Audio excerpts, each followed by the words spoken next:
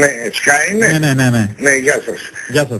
Αγόρος Δρούμα από Θεσσαλονίκη τηλεφωνώ. Δεν ξέρω τώρα, θέλω μία πληροφορία για την ηλεκτρονική διεύθυνση του σταθμού σας. Ναι. Ούτως ώστε να την περάσω σε ένα media player Wi-Fi της Philips. Wi-Fi της Philips. Ναι.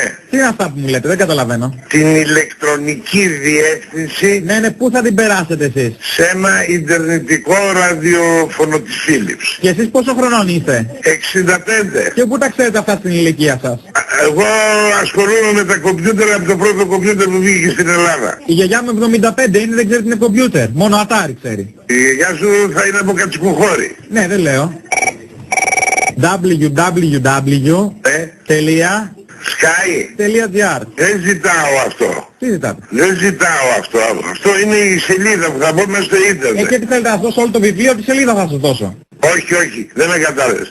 Έχει, για να ακουστεί το ραδιόφωνο σας, έχει κάποια στοιχεία. Αχα. Δηλαδή όταν μπαίνω εγώ στο κομπιούτερ και βγάζω το Skype με δεξί κλικ, στις ιδιότητες βλέπω... Ξέρεις και το δεξί κλικ βρε μπαγάσα, 65 χρονών. Σύνταξη έχεις πάρει? Αλλά μπορείς να με εξυπηρετήσεις. Μα τώρα σοκάρομαι κι εγώ. Εγώ δεν τα ξέρω αυτά. Δεξί κλικ, πού τα μάθατε αυτά?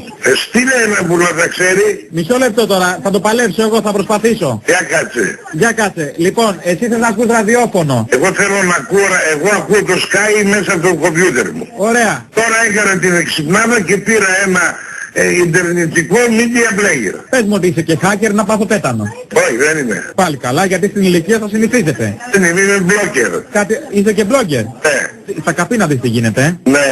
Όλοι οι παππούδες με το λάπτοπ εκεί. Έχουν ενσωματώσει πάνω σε πι. Διάκρα. Λάπτοπ πάνω στο πι. Δεν είσαι ο μόνος δηλαδή.